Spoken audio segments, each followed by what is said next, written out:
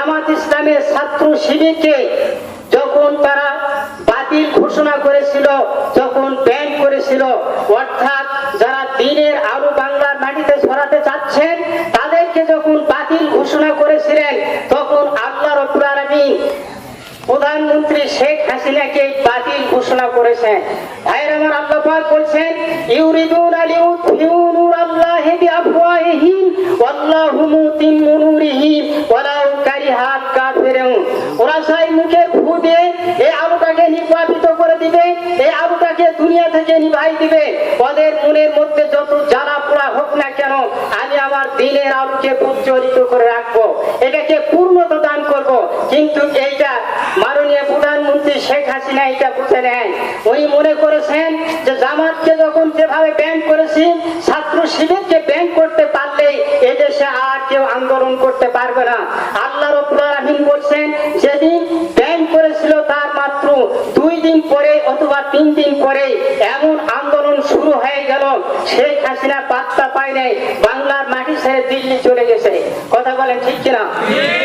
ভাইরা আমার, আজকে আলেমদেরকে যেভাবে করে অত্যাচার নির্যাতন করেছেন, আমরা দেখেছি যে আলেমদের উপরে নির্যাতন হওয়ার কারণই হচ্ছে এদেশে আল্লাহ রাব্বুল আলামিন ইসলামের পতাকা, কোরআনের পতাকা উত্তোলন করবেন।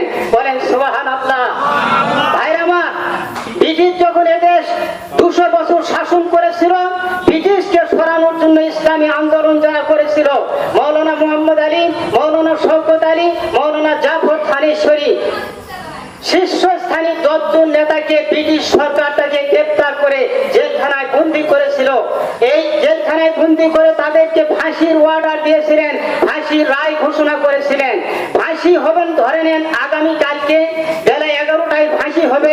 ফাঁসি হওয়ার আগেই ব্রিটিশ জজ তাদের সাথে সাক্ষাৎ করার জন্য, দেখা করার জন্য আসলেন। আসার পরে ব্রিটিশ জজ দেখতেছেন যে এরা এমনই ভাবে আনন্দ করতেছেন, আনন্দ উল্লাসে ফেটে পড়তেছেন। উনি চিন্তা করলেন যে আগামীকালকে এদেরকে ফাঁসি দেওয়া হবে, অথচ এরা এত আনন্দ করছেন, কারণটা কি? কারণ জিজ্ঞাসা করলেন যে তোমরা কি শোনো নাই যে তোমাদেরকে আগামীকালকে ফাঁসি দেওয়া হবে? তখন মাওলানা মুহাম্মদ আলী, মাওলানা শওকত আলী, মাওলানা জাফর থানেশ্বরী তারা বলল যে আপনারা যে আমাদেরকে ফাঁসি দিচ্ছেন এই জন্যই তো আমরা এত আনন্দ করতেছি। কারণ আল্লাহ রাব্বুল আলামিন ঘোষণা করেছেন যে আমাদেরকে যদি ফাঁসি দিয়ে যদি আমাদেরকে বিদায় করে দেন তাহলে আল্লাহ রাব্বুল আলামিন আমাদেরকে জান্নাত দান করবেন। এই জন্যই তো আমরা এত আনন্দ করছি। এমনি মরে গেলে জান্নাত পাবো কিনা, কিন্তু আমাদেরকে ফাঁসিতে জান্নাতে পৌঁছে দিচ্ছে। সুবহানাল্লাহ। সেই জন্য এত আনন্দ করতেছি। ব্রিটিশ জজ তখন সেই মুহূর্তে তখন তার ফাঁসির রায়কে বাতিল ঘোষণা করে যাবজ্জীবন কারাদণ্ডের রায় দিয়ে দিলেন। যখন তাকে কারাদণ্ডে নিয়ে যাওয়া হচ্ছে, আন্দামান দ্বীপে দ্বীপান্তরিত করা হবে, সেখানে যখন নিয়ে যাওয়া হচ্ছিল তখন কিছু দূর যাওয়ানোর পরে মাওলানা জাফর থানেশ্বরী আর্মিদেরকে বললেন একটু দাঁড়াও। যখন দাঁড়ালেন পিছনে দেখছেন একটা মেয়েরও কয়েকটা বাচ্চা নিয়ে একজন মেয়েরও আসতেছেন। তখন মাওলানা জাফর থানেশ্বরী তার কাছে যখন আসলেন, মেয়ে লোকটা এসে বলছেন যে আপনি আমাকে কার কাছে রেখে যাচ্ছেন? মাওলানা জাফর থানেশ্বরী বলছেন প্রাণের স্ত্রী হযরত ইব্রাহিম আলাইহিস সালাম তার কলিজার টুকরা সন্তান আর তার স্ত্রীকে ওই মরুভূমির কাছে যে আল্লাহর কাছে রেখে গিয়েছিল, আমিও তোমাকে এবং আমার বাচ্চাগুলাকে ওই আল্লাহর কাছে রেখে গেলাম।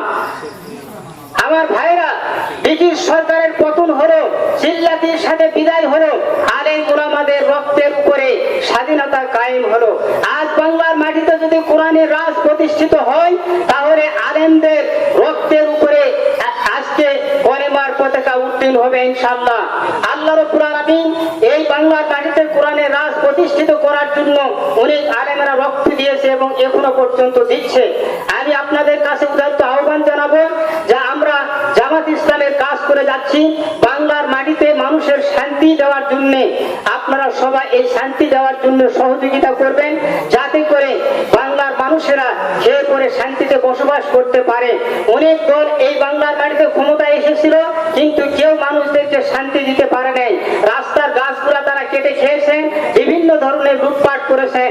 আমরা আজকে আজকে বাংলাদেশ জামাত ইসলাম যেভাবে করে রাষ্ট্র ক্ষমতায় যে আদর্শ নিয়ে যেতে চাচ্ছেন, এরা কেউ রাস্তার গাছ কেটে খাওয়া তো দূরের কথা, সামান্য কোনো অপরাধ হলেও এদেরকে দল থেকে বহিষ্কার করে দেয়।